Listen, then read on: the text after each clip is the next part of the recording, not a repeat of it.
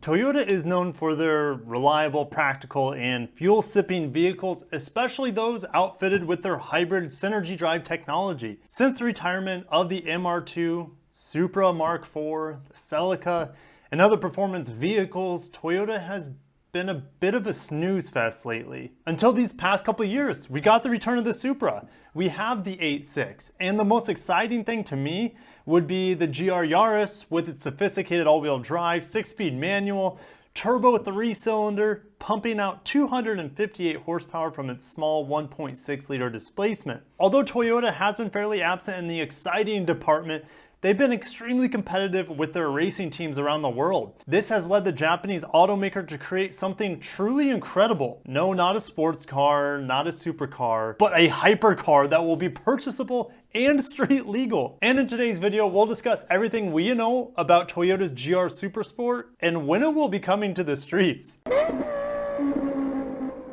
Welcome back, Lexurious Fleet. My name is Kirk, and this channel is dedicated to Japanese autos. Subscribe, hit the bell icon so you won't miss any of my coverage of Toyota's performance offerings. Okay, so why are we getting this ridiculous Toyota hypercar in the first place? Well, it's because of the new hypercar class at this year's 24 Hours of Le Mans race, which replaces the outgoing LMP1 class. This race has been rescheduled from June to September 19th because of he who shall not be named. The requirement for this race states that the race car must be built resembling a existing street legal hypercar. And to enter the car into this category, it must also abide by these following criteria. A minimum of 25 road cars will be fitted with the combustion engine and energy recovery systems of the racing car and must be produced by the end of the manufacturer's first season. This means we can expect to see this car available publicly before the end of next summer. The car can only have a maximum of 950 horsepower or 708 kilowatts from the combination of the combustion engine and the electric systems. Combustion can only be responsible for about 681 horsepower or roughly 508 kilowatts, which leaves 268 horsepower or 200 kilowatts for the electrical side of things. Diesel is not legal for this competition. There is a price cap, and it's a big one, of 3 million euros or 3.4 million US dollars.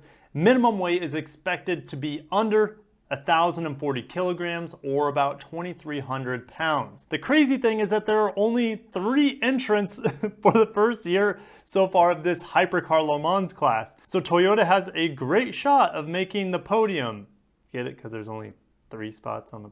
Yeah, you get it. We have Baikol's Glickenhaus and their 007 model, and Toyota with their GR Supersport. We don't get this French manufacturer here in the States. They're expected to be in the running for the 2021 race. Aston Martin, McLaren, Ferrari, Ford, and others have all pulled out, but are expected to jump back in when they have their cars ready, so probably 2023, somewhere around there. Hey guys, smash the like button. That helps me out massively with the YouTube algorithm, and maybe if we get enough likes, Toyota will let me drive in the GR Supersport one day. All right, stats on the Supersport are a twin-turbo 2.4-liter V6 with a combined power of 735 kilowatts or 980 base horsepower. This is likely to be reduced a little on the Le Mans car to meet the 708 kilowatt requirement. The road-going model could likely see the full-fat 980 horsepower that this setup is capable of. This will thrust the GR Supersport to 100 kilometers per hour, or 62 miles per hour in just 2.5 seconds and 124 miles per hour in under 7 seconds. This type of exclusivity and performance will come at a modest price tag of over $3 million. Guys, with that kind of money, you could buy the Lexus LY650 luxury yacht, and which would you pick? Would you pick a $3 million hypercar from Toyota or Lexus's luxury yacht that can take you around the world in luxury and comfort? I know which one I would pick, and I would be on the open seas. So this technology is developed ultimately for road-going cars, so Toyota has this to say about its racing technology. Toyota's continued participation in the WEC is seen as a highly beneficial and necessary project in terms of developing cutting-edge hybrid systems and electrified vehicle systems. Fuel economy enhancing technologies and other developments gained through such tough technological competitions are already being fed back into production cars. So, could we see a detuned version of this hybrid twin turbo setup and road-going cars that are not a hypercar.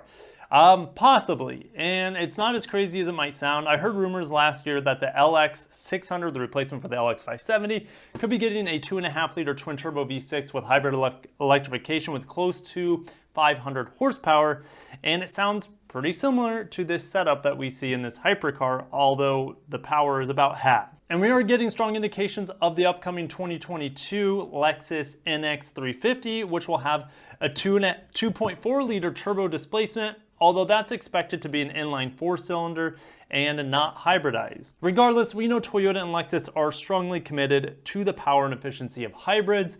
2020 to 2030 could be the decade of transition from internal combustion engine to battery electric vehicles, and Toyota hybrids could easily ease that transition almost like a bridge. And since we're on the topic of hybrids, I wanted to show you a badass RAV4 Europe is getting, so let's head on over to the European press room. The new Toyota RAV4 Hybrid Black Edition. So it's gonna have powerful monochrome finishes inside and out, midnight black bodywork and matching black front grille, lower grille and bumpers, door mirror, casings, skid plates, rear garnish, and spoiler. You're gonna have 19-inch gloss black alloy wheels, black high-quality synthetic leather seat upholstery, and gray stitching, and it will be on sale from October of 2020.